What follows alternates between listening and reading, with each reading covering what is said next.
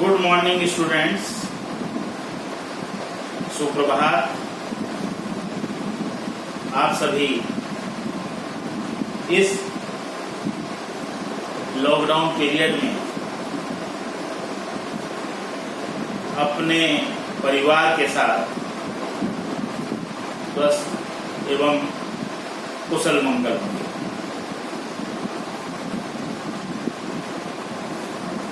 जैसा कि राज्य सरकार और केंद्र सरकार के द्वारा एक ऐप आरोग्य सेतु करके बनाई गई है, उस ऐप को आपने अपने मोबाइल फोन में अपलोड करना है।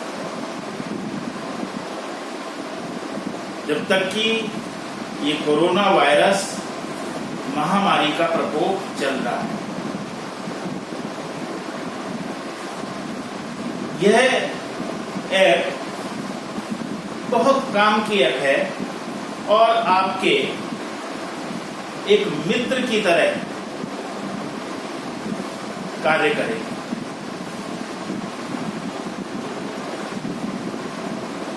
यह आपको समय समय पर सूचित करती रहेगी कि आपके आसपास के क्षेत्र में कहीं कोई व्यक्ति कोरोना वायरस से पीड़ित तो नहीं है, और ये आपको सचेत करेगी कि आपको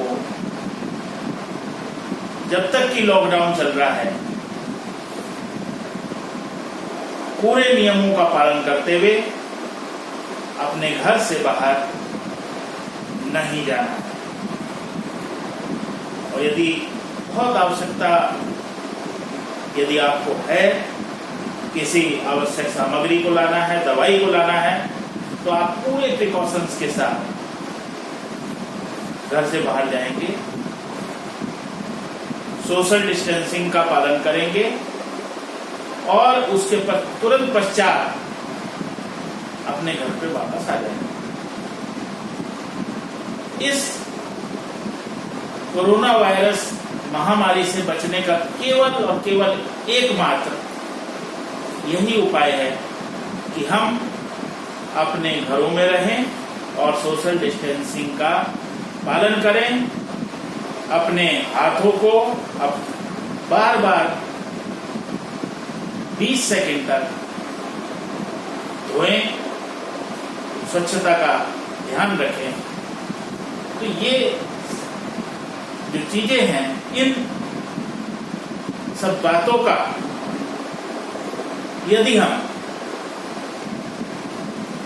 पालन करते हैं तो हम इस महामारी के चंगुल में आने से बच जाए। आज हम बात करते हैं आपसे एक बहुत ही इंपॉर्टेंट चैप्टर है बीकॉम 4th सेम के लिए कॉस्ट अकाउंट में, मशीन आवर रेट,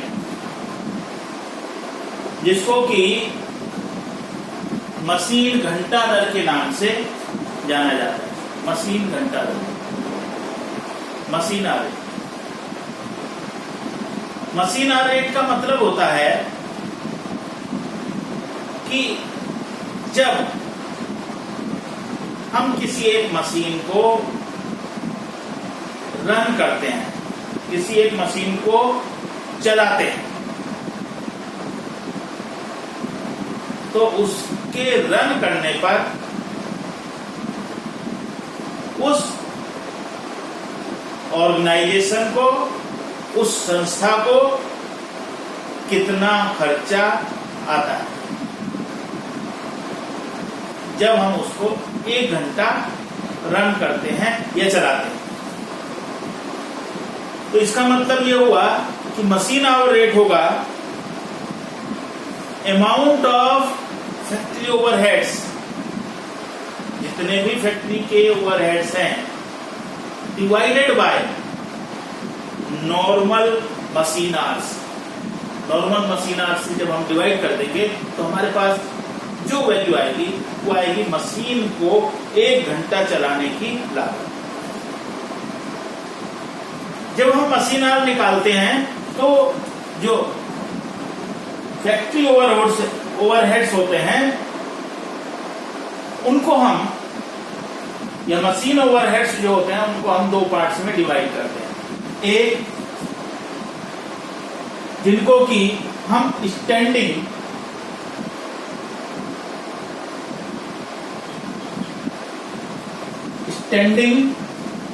मशीन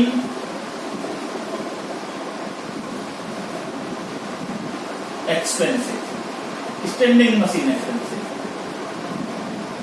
और दूसरी जो कैटेगरी होती है वो होती है रनिंग मशीन एक्सपेंसेस और ओवर हेड्स। यानी कि ये 2 तरह के होते हैं, एक स्टैंडिंग मशीन एक्सपेंसेस और दूसरे कहलाते हैं रनिंग मशीन एक्सपेंसेस और ओवरहेड्स। अब स्टैंडिंग मशीन आवर्स क्या होते हैं, स्टैंडिंग मशीन ओवरहेड्स क्या होते हैं? अभी हम बात कर रहे हैं लॉकडाउन की। लॉकडाउन में क्या है? लॉकडाउन में सारी जो औद्योगिक गतिविधि है, जो उत्पादन है, जो प्रोडक्शन है, केवल एसेंशियल गुड्स को छोड़ करके वो सारा का सारा जो प्रोडक्शन है, सारे के सारे उद्योग धंधे जो हैं, उनकी जो मशीनें हैं वो इस समय बंद है लॉकडाउन के लिए।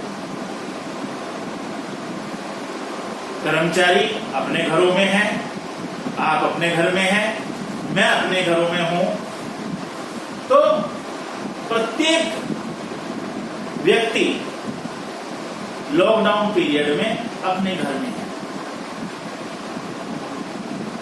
और ऐसी परिस्थिति में जब मशीन नहीं चल रही है, when it's not a running position,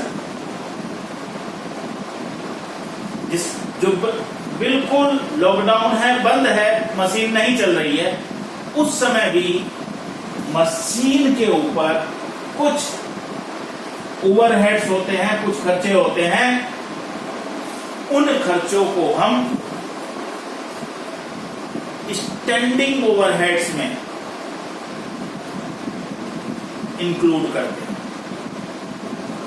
इसका मतलब ये हुआ कि चाहे हम प्रोडक्शन करें, चाहे हम प्रोडक्शन नहीं करें, प्रोडक्शन के करने या न करने का इन पर कोई प्रभाव नहीं पड़ता है।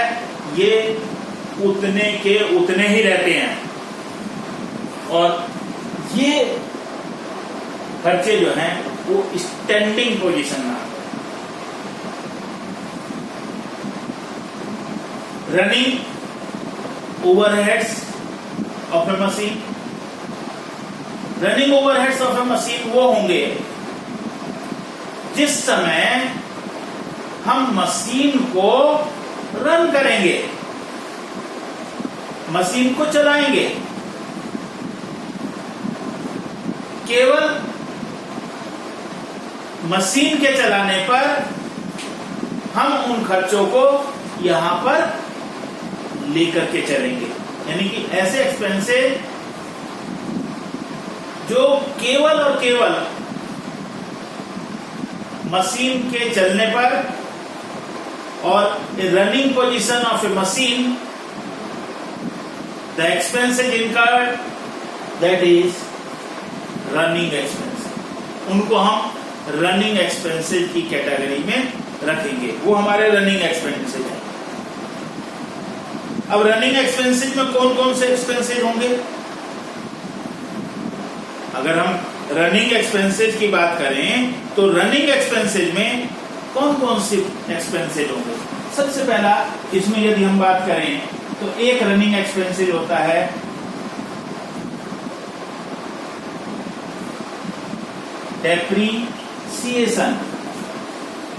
डेप्रीसिएशन।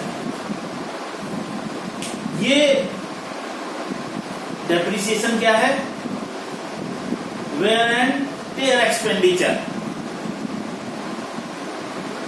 जिस समय हम मशीन को रन करेंगे, मशीन को चलाएंगे, तभी ये ह्रास, उसके मूल्य में कमी तब आएगी, जिसको वेयर एंड टेयर एक्सपेंडिचर के नाम से जाना जाता है। ये रनिंग एक्सपेंडिचर है।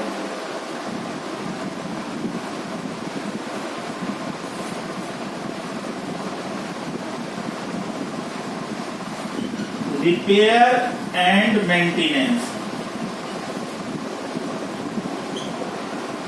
Repair and maintenance is the next. Repair and maintenance क्या होता है? रिपेयर और मेंटेनेंस, मरम्मत और उसका रखरखाव। मशीन को जब हम रन करेंगे, मशीन को चलाएंगे, तो उसमें टूट फूट भी होगी। टूट फूट होगी तो उसकी रिपेयर भी करानी पड़ेगी, और यदि उसको अच्छी तरह से रन करना है, उसको सही प्रकार से चलाना है, तो उसके रखरखाव के खर्चे भी करने पड़ेंगे, जिसको कि आप मेंटेनेंस की कैटेगरी में करते हैं। लेकिन ये होंगे तभी, रिपेयर भी तभी जरूरत पड़ेगी, मेंटेनेंस की भी तभी जरूरत पड़ेगी, when we run the machine, जब हम मशीन को चलाएंगे। और इसके बाद आता है, जब हम मशीन को चलाते हैं तो मशीन को चलाने के लिए हमारे को पावर की जरूरत पड़ती है, इलेक्ट्रिसिटी की जरूरत पड़ती है, डीजल की जरूरत पड़ती है, स्टीम की जरूरत पड़ती है।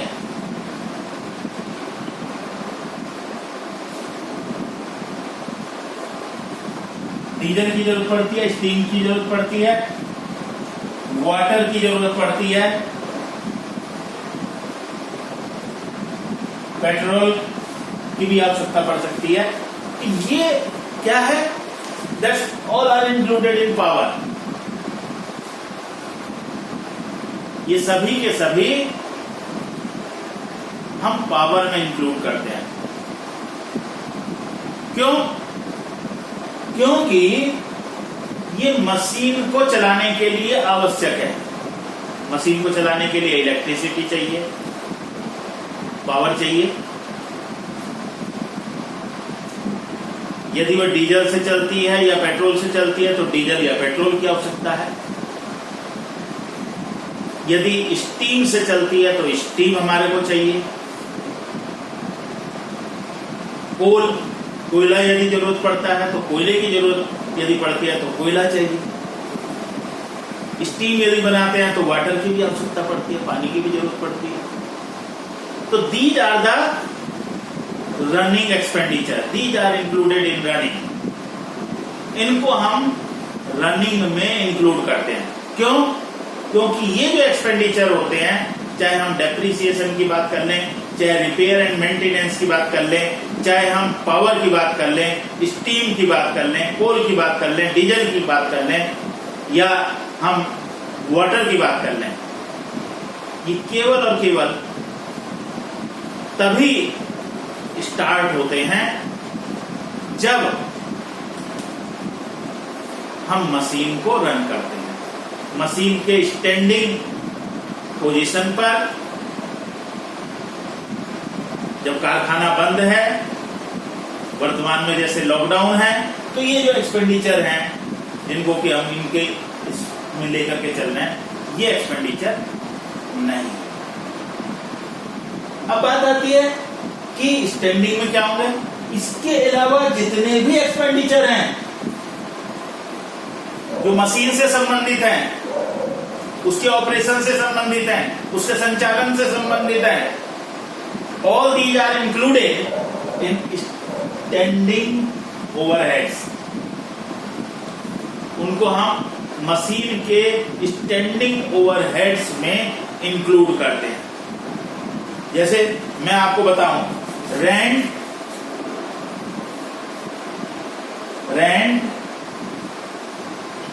Rates and taxes. रेंट हो गया, रेट्स हो गया, टैक्सेज हो गया, ऑल दीज आर फिक्स्ड। वह जगह जहां पर आपने मशीन को एस्टेब्लिश किया हुआ है, लगाया हुआ है, यदि वह रेंटल है तो उसके लैंडलॉर्ड को इस बात से कोई लेना देना नहीं है कि आप उस मशीन को चला रहे हैं या नहीं, उसको रन कर रहे हैं या नहीं, इस बात से उसको कोई लेना देना नहीं। He wants the rent of that property which you occupy for establishing the machine।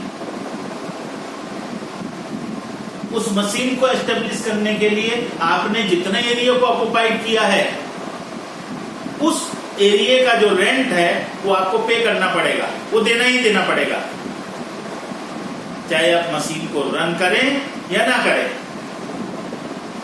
उसको चलाएं या ना चलाएं, ये देना ही पड़ेगा। इसी तरह से बात आती है लाइटिंग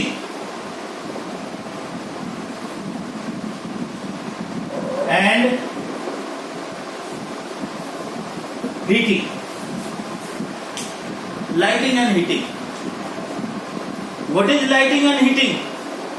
लाइटिंग क्या है, हीटिंग क्या है? वह एरिया या वो वर्कशॉप जहां पर उस मशीन को स्थापित किया हुआ है, जहां पर उस मशीन को लगाया हुआ है, उस मशीन के एरिया में प्रॉपर लाइटिंग की भी जरूरत होगी। कर्मचारी यदि काम कर रहे हैं तो ऐसा भी नहीं होना चाहिए कि वहां ठंडा हो, तो प्रॉपर कूलिंग और हीटिंग की भी जरूरत होगी। यदि ठंड है, सर्दी है तो हीटिंग की आवश्यकता पड़ेगी, और यदि गर्मी है तो कूलिंग की भी जरूरत पड़ेगी। तो लाइटिंग और हीटिंग, इसका रनिंग से कोई लेना देना नहीं है। अगर आपकी कोई ट्यूबलाइट लगी हुई है और 6 ट्यूबलाइट जो है इस मशीन को कवर करने के लिए लगी हुई है, तो ये नॉर्मल लाइट हुई, उसके ऊपर लाइट आने के लिए, ताकि जो कर्मचारी, जो एम्प्लॉय उस पर वर्क कर रहे हैं, उनको अच्छी तरह से वो सारी प्रोसेस दिखाई दे, मशीन दिखाई दे, और वो अच्छी तरह से काम कर सके। हीटिंग और कूलिंग की यदि आवश्यकता है तो हीटिंग और कूलिंग भी वहां हो। तो ये लाइटिंग और हीटिंग के जो एक्सपेंडिचर हैं, इनको भी हम स्टैंडिंग के अंतर्गत रखते हैं, स्टैंडिंग ओवरहेड्स में रखते हैं। इसी तरह से होता है इंश्योरेंस।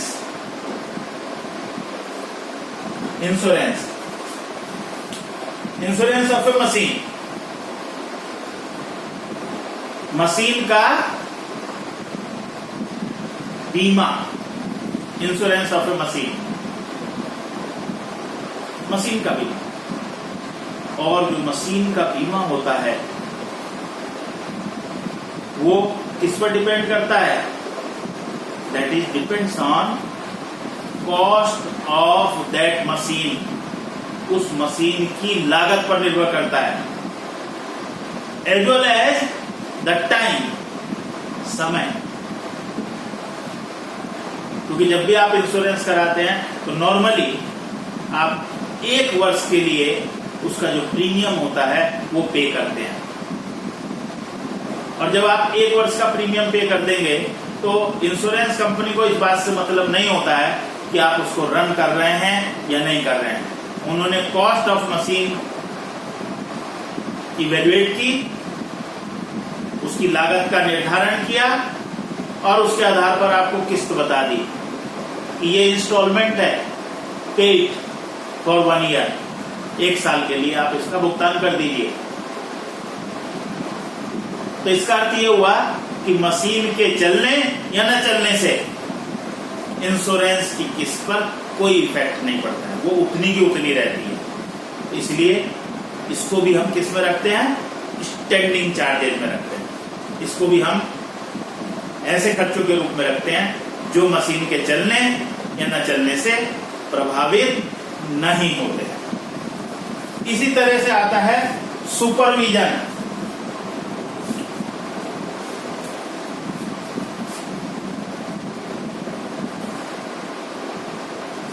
सुपरविजन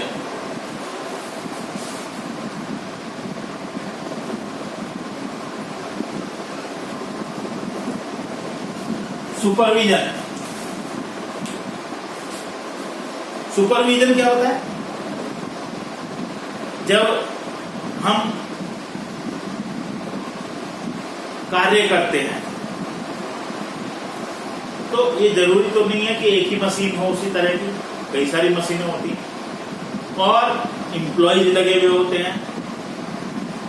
3-3, 4-4 मशीनों के ऊपर एक सुपरवाइजर होता है जो कि उन एम्प्लॉयज को सुपरवाइज करता है, उनको दिशा निर्देश देता है।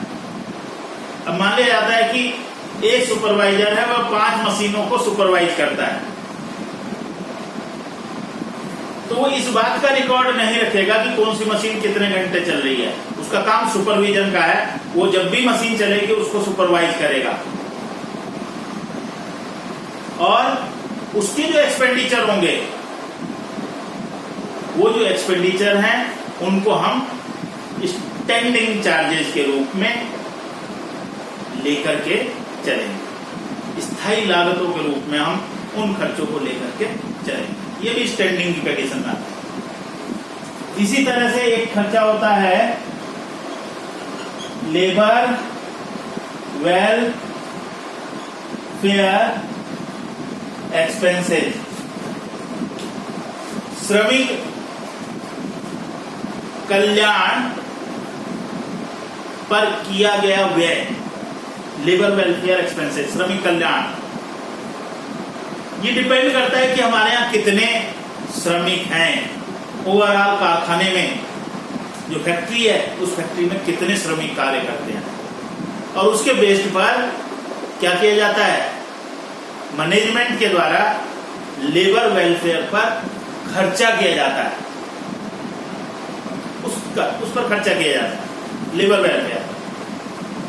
तो वो जो खर्चा होता है वो नंबर ऑफ वर्कर्स पर डिपेंड करता है कि कितने वर्कर्स है फैक्ट्री में और how many engaged on that machine, और उस मशीन पर कितने इंगेज्ड हैं, उस मशीन पर कितने वर्कर्स काम कर रहे हैं, इस पर डिपेंड करता है। तो इस तरह से ये लेबर वेलफेयर एक्सपेंसेस भी हमारे स्टैंडिंग चार्जेस के अंतर्गत लिए जाते हैं। इसी तरह से लुब्रिकेशन हो गया,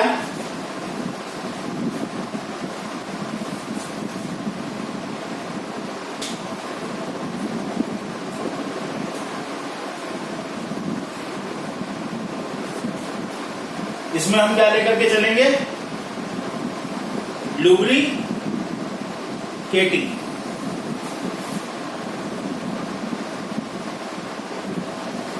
लुब्रिकेटिंग आपने देखा होगा कि जब मशीन चलती है तो मशीन को चलाने के लिए कुछ ना कुछ ग्रीस वगैरह की जो व्यवस्था है उसे की जाती है ताकि लुब्रिकेट टाइम टू टाइम किया जाए। तेल ऑयलिंग की जरूरत पड़ती है, ऑयल उसमें डाला जाता है ताकि वो जो है बहुत स्मूथ करके मशीन चल सके। तो चाहे वो मशीन चल रही है या नहीं चल रही है, ये लुब्रिकेटिंग ऑयलिंग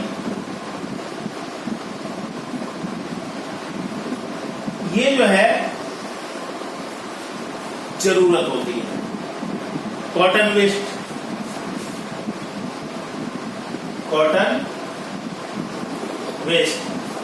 यानी कि आपने देखा होगा पुराने कपड़े वगैरह होते हैं, रुई वगैरह होती है, ताकि वो मशीन को साफ करके उसे कर सके, उसको उपयोग लायक बना सके। कॉटन वेस्ट वगैरह की जरूरत पड़ती है, तो लुब्रिकेटिंग हो गई, ऑयलिंग हो गई, कॉटन वेस्ट हो गई, एक ही कैटेगरी में आते हैं। इनको हम स्टैंडिंग चार्जेस की पोजीशन में रखते हैं, इनको स्टैंडिंग चार्जेस में रखते हैं। और एक और खर्चा आपको मिल सकता है, और कोई इसके अलावा खर्चा रह जाए, जैसे मिसलेनियस एक्सपेंसेस। इसके अलावा भी यदि कोई आपको खर्चा लगता है जो मशीन से रिलेटेड है और क्वेश्चन में दिया हुआ है, तो उसको भी आप स्टैंडिंग के अंतर्गत लेकर के चलते हैं। तो सबसे पहली बात यह हुई कि जब हम मशीन आवर रेट कैलकुलेट करते हैं, तो मशीन आवर रेट में हमें क्या करना चाहिए होता है, हमारे को टोटल फैक्ट्री के ओवरहेड्स चाहिए होते हैं, जिनको कि हम डिवाइड करते हैं नंबर ऑफ, किससे डिवाइड करते हैं, हम डिवाइड करते हैं number of hours, normal hours of that machine. उस मशीन के नॉर्मल आवर्स से हम डिवाइड करते हैं, तो उस मशीन के 1 घंटा चलाने की लागत आ जाती है। लेकिन उससे पहले हमारे को कुछ होमवर्क करना पड़ता है, और वो होमवर्क ये है कि हमें जो खर्चे हैं उन खर्चों को 2 पार्ट्स में डिवाइड करना पड़ता है। एक जिनको कि स्टैंडिंग कहा जाता है, दूसरा जिनको कि रनिंग कहा जाता है। मैंने बताया कि आपको बहुत सीधी सी बात बताई कि रनिंग में 3 एक्सपेंडिचर आते हैं, उसके अलावा सारे के सारे स्टैंडिंग में, जैसे कि मैंने यहाँ पर आपको बताया। रनिंग में क्या आता है, डेप्रिसिएशन आता है। डेप्रिसिएशन तभी लगेगा, ह्रास तभी लगेगा जब हम मशीन को चलाएंगे, घिसावट तभी होगी क्योंकि ये वेयर एंड टेयर एक्सपेंडिचर है। रिपेयर एंड मेंटेनेंस की भी जरूरत तभी पड़ेगी, मरम्मत की जरूरत तभी पड़ेगी जब मशीन चलेगी, उसमें टूट फूट होएगी, तभी उसके रख रखाव की भी आवश्यकता पड़ेगी, रिपेयर की भी जरूरत पड़ेगी। Power, steam, water, petrol, diesel, इन सब की भी आवश्यकता तभी पड़ती है जब हम मशीन को रन करते हैं। इनके अतिरिक्त जो खर्चे होते हैं उन सबको हम स्टैंडिंग के अंतर्गत लेकर के चलते हैं। अब जैसा कि मैं अभी आपसे बता रहा था कि जो ये खर्चे होते हैं ये फैक्ट्री बेस्ड होते हैं, ये कारखाना आधारित होते हैं, और कारखाने में 5 मशीनें भी लगी हुई हो सकती हैं, 10 मशीनें भी हो सकती हैं, 50 मशीनें भी हो सकती हैं। तो ये जो स्टैंडिंग चार्जेज होते हैं, ये स्टैंडिंग चार्जेज पूरे कारखाने के आधार पर होते हैं, और हमें निकालना होता है एक मशीन का खर्च। एक मशीन जिस पर्टिकुलर मशीन का मशीन रेट निकाल रहे हैं, उस पर कितना खर्चा आ रहा है, उसका खर्चा निकालना पड़ता है। तो हमें इन खर्चों को कुछ बेसिस के आधार पर बांटना पड़ता है, अपॉर्शनमेंट करना पड़ता है, उनका बंटवारा करना पड़ता है। जैसे for example rent, rates and taxes, इनका जो आधार होता है वो आधार होता है एरिया, जिसको कि हम बोलते हैं क्षेत्रफल। मान लिया था 5 मशीनें हैं, आइडेंटिकल मशीन है, 5 बराबर मशीन लगी हुई हैं और 5 बराबर स्थान घेरती हैं। तो इसका मतलब इस मशीन ने कितना स्थान घेरा होगा, दिस मशीन ऑक्युपाइड 1/5 एरिया। अगर क्वेश्चन में दिया हुआ है कि ये 1/10 घेरती है तो 1/10 ले लेंगे। तो एरिया ऑक्युपाइड दैट मशीन, जो एरिया इस मशीन के द्वारा ऑक्युपाई किया गया है, वो एरिया हम रेंट, रेट्स एंड टैक्स को एलोकेट करने के लिए लेंगे। अब लाइटिंग एंड हीटिंग के लिए हमारे पास होता है लाइट पॉइंट्स। हम इसको एलोकेट करते हैं किसके आधार पर, लाइट पॉइंट्स के आधार पर, कि कितने लाइट पॉइंट्स जो हैं उस मशीन पर लगे हुए हैं और टोटल कितने हैं। मान लिया टोटल लाइट पॉइंट्स 25 बताए, कितने बताए 25, and this machine occupy 10 light points. तो इसका मतलब ये हुआ 10 इसके पास है और टोटल है 25, तो इसका मतलब 2/5। कितने लाइट पॉइंट्स हो गए, इसका लाइट पॉइंट्स का शेयर हो गया 2/5। तो जितने, how many light points engaged on that machine, that is the base of allocation of lighting and heating। तो लाइटिंग और हीटिंग को एलोकेट करने का बेस है, आधार है। इंश्योरेंस, इंश्योरेंस को जो हमने बताया था किस आधार पर आधारित होता है, कॉस्ट। तो बहुत सीधा सीधा है, इस मशीन की कॉस्ट कितनी है, बाकी मशीनों की कॉस्ट कितनी है, उसके आधार पर जो है इसका एलोकेशन हो जाएगा, इसका बंटवारा हो जाएगा। फिर इसके बाद आता है सुपरविजन। सुपरविजन हमने यहां लिखा था, ऊपर लिख दिया था, जगह नहीं थी। तो सुपरविजन, सुपरविजन का जो एलोकेशन हम करेंगे वो होता है time devoted, time devoted on that machine. उस मशीन पर कितना टाइम आपने डिवोट किया या सुपरवाइजर ने डिवोट किया। मान लिया तो 5 घंटे लगाता है और टोटल उसकी 12 घंटे की ड्यूटी है, तो 5/12। बहुत सीधा सीधा, सुपरविजन जितना टाइम उसने वहां डिवोट किया उस मशीन पर, उसके बेसिस पर आप इसको एलोकेट करेंगे, इसको बांटेंगे, time devoted on that machine. Labour welfare, जैसा कि मैं आपको बता रहा था कि इसका एलोकेशन होता है नंबर ऑफ वर्कर्स,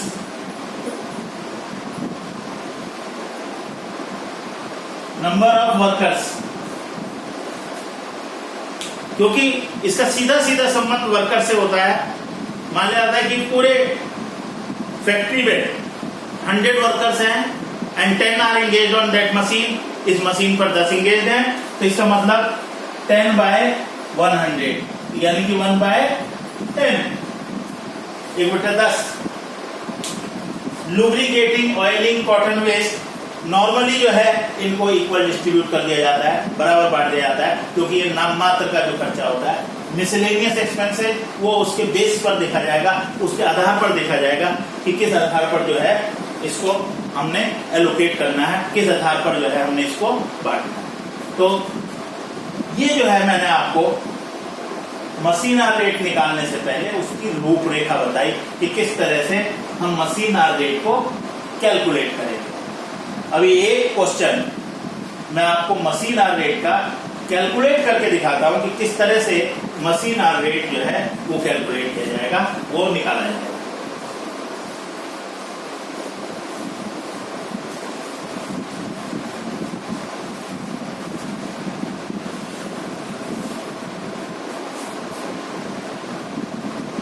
अब हम मशीन आर रेट निकालेंगे और एक क्वेश्चन को लेकर के चलते हैं, किस तरह से जो है मशीन आर रेट जो है वो कैलकुलेट किया जाएगा, निकाला जाएगा।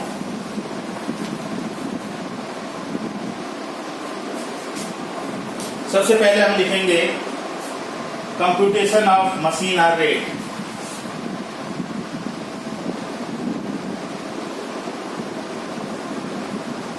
Computation of machine hour rate. सबसे पहले आप ये लिखेंगे, फिर यहां पर लिखा जाता है वर्किंग आवर्स, यानी कि उस मशीन के कुल कितने वर्किंग आवर्स हैं, ये हम इसको लेकर के चलते हैं। सबसे पहले हम लिखेंगे, जैसा कि मैं आपको एक्सप्लेन कर रहा था, standing charges.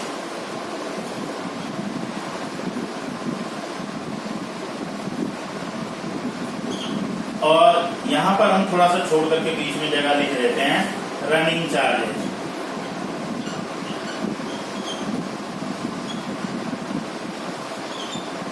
Running charges, standing charges, then running charges. सबसे पहले देखें, हम एक क्वेश्चन हम पढ़ रहे हैं, calculate machine hour rate to cover the overhead expenses indicated below relating to a particular machine. एक पर्टिकुलर मशीन से कैलकुलेट करना है। रेंट ऑफ द डिपार्टमेंट, सबसे पहले दे रखा है रेंट, और रेंट कहाँ आएगा, रेंट यहाँ आएगा। और इनको हमने बताया था कि स्पेस के रेशियो में एरिया के आधार पर हम इसको एलोकेट करते हैं। किस बेस पर करते हैं, एरिया। क्वेश्चन में कहा गया है जो रेंट है वो रेंट है 780, 780, 780। और space occupied by the machine being 1/5, इस मशीन के द्वारा जो जगह घेरी गई है, जो स्थान लिया गया है, वो 1/5 है। तो 1/5 हो गया। तो इस तरह से ये कैलकुलेट करके आ जाएगा आपका 780 का 1/5 ये आ जाएगा टोटल 156। दूसरा दे रखा है लाइटिंग।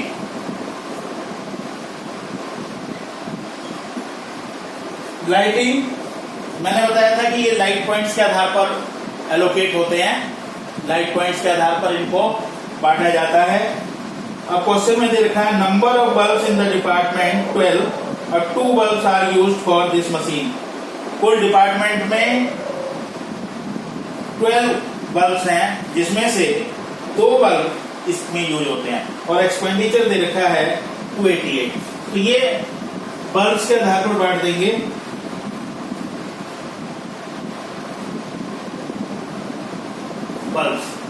बल्ब्स के आधार पर बांट दिया जाएगा। 288 एक्सपेंडिचर दे रखा है, 2 बल्ब इसमें है, टोटल बल्ब की संख्या 12 है।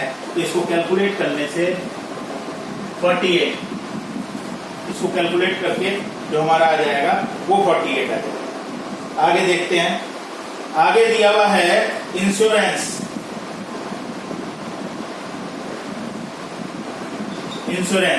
बीमा। इंश्योरेंस जो है वो कहा गया है कि केवल इस मशीन के लिए ही है, तो इसको अलग से एलोकेट करने के लिए नहीं कहा गया है। तो इसके आगे लिख देंगे only for this machine, only for this machine. और अमाउंट हमारे को जो दिया हुआ है वो टोटल दिया हुआ है 36 रुपीज। इंश्योरेंस हमारे को 36 रुपीज दिया हुआ है। फिर इसके बाद दे रखा है कॉटन वेस्ट।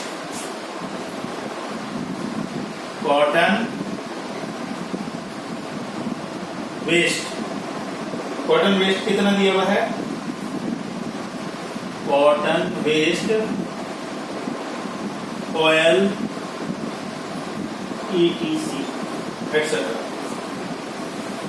ये हमारे को दिया हुआ है 60 रुपीज। और इसके बारे में भी ये कहा गया है कि जो कॉटन वेस्ट वगैरह है वो केवल इसी मशीन से रिलेटेड है, तो इसी मशीन से रिलेटेड है, तो इसी के लिए लिखा जाएगा ओनली फॉर दिस मशीन। और इसकी जो अमाउंट दी गई है वो दी गई है 60 रुपीज, 60 रुपए दी गई है। अब हम इसके आगे की बात करते हैं। Salary of foreman. Salary of foreman, इसको हम सुपरवाइजर भी कह सकते हैं। ये फोरमैन की सैलरी दी हुई है, सुपरवाइजर। और ये कह रहे हैं 1/4 of this time is occupied by this machine and the remainder equally upon the other 2 machine. इस मशीन पर जो टाइम डिवोट करता है वो है 1/4। तो हमें इस टाइम के आधार पर करना है। टाइम डिवोटेड 6000 का एक्सपेंडिचर दे रखा है and time devoted that is given 1/4। तो ये जो अमाउंट आ जाएगी ये आ जाएगी 1500। ये अमाउंट जो है कितनी आ गई आपकी? 1500। अब आगे दिया हुआ है the cost of machine is 9200 and it has an estimated scrap value of ₹200।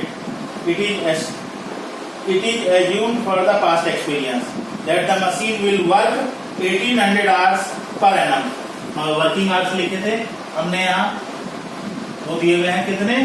1800 hours per annum, PA per annum। ये हमारे को क्वेश्चन में दिया हुआ है। That it will require expenditure of 1125 for repair and maintenance during the whole working life। अब हम सबसे पहले निकालेंगे यहाँ repair and maintenance. Repair and maintenance जो है वो दे रखा है 1125 1125 और ये जो दिया हुआ है it is given to you for its whole life, पूरे लाइफ के लिए जो है आपको दिया गया है। अब क्वेश्चन में ये कहा गया है the working life of the machine will be 18,000 hours. कितनी है? 18,000 घंटे। पूरे लाइफ में ये 18,000 घंटे चलेगी। तो जब 18,000 घंटे चलेगी तो हम इस पे अब कैलकुलेट कर लेते हैं। 1125 डिवाइडेड बाय 18,000 ये आ जाएगा 0.0625 0.0625। ये रिपेयर एंड मेंटेनेंस का लिख लिया, ये पर आवर के हिसाब से लिख लिया हमने। अभी हम आपको बताएंगे और आगे। इसके बाद आगे मैं क्वेश्चन को पढ़ रहा हूं। It consume 5 units of power per hour at the cost of 6 पैसे पर यूनिट। पावर दी हुई है कि ये पावर यूज कर रही है 5 यूनिट्स और रेट है 6 पैसे पर यूनिट। पर आवर दिया हुआ है और हमारे को पर आवर निकालना है, तो ये आ जाएगा 0.30। 5 यूनिट यूज कर रहे हैं और 6 पैसे की एक यूनिट है, तो इस तरह से जो है ये कैलकुलेट करके कितना आ जाएगा आपका 30 पैसे आ जाएगा। अब डेप्रीसिएशन,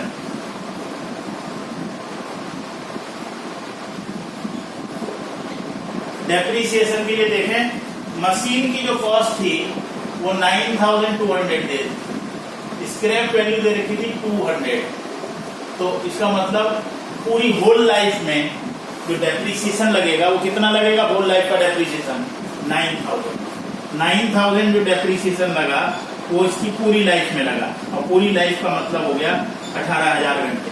18,000 घंटे में 9,000 रुपए का डेप्रीसिएशन लगा, तो 1 घंटे का जो डेप्रीसिएशन हो जाएगा वो हो जाएगा 30 पैसे, वो 30 पैसे हो जाएगा।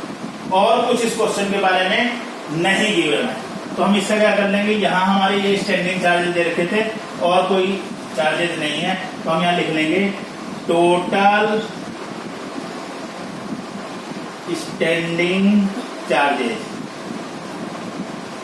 टोटल स्टैंडिंग चार्जेस इसका टोटल कर लेंगे 6, 8, 14 and 6, 20, 5, 4, 5, 2, 7, 7 and 4, 11 and 3, 14 and 6, 22, 2 and 1, 3, 3 and 5, 8, 1, 1800। तो टोटल जो है स्टैंडिंग चार्जेस का हमारा 1800 आ गया। अब स्टैंडिंग चार्जेस पर आवर, 1 घंटे का स्टैंडिंग चार्जेस कितना होगा?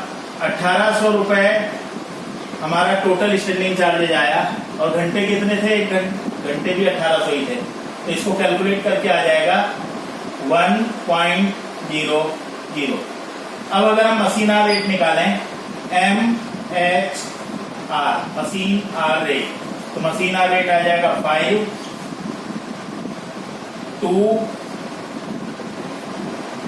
6, 5, 3, 8, 1 का 1, 1.8625। तो ये था आपका मशीन आर रेट। ये बिल्कुल आपको मैं समझता हूं कि क्लियर हो गया होगा machine hour rate. Machine hour rate में हमारे को क्या करना है कि जो स्टैंडिंग चार्जेज है वो टोटल के आधार पर लिखना है। जो टोटल बेस होगा, जैसा 1800 घंटे दिए हुए थे, पर एनम का बेस था, तो पर एनम के बेस पर हमने लिख लिए। फिर जितने टोटल स्टैंडिंग चार्जेज आए उसको बेस से डिवाइड कर दिया, 1 घंटे खर्चे आ गए। रनिंग जो एक्सपेंडिचर है वो पर आवर ही निकालना है आपको, ये पूरा अच्छी तरह समझ लें।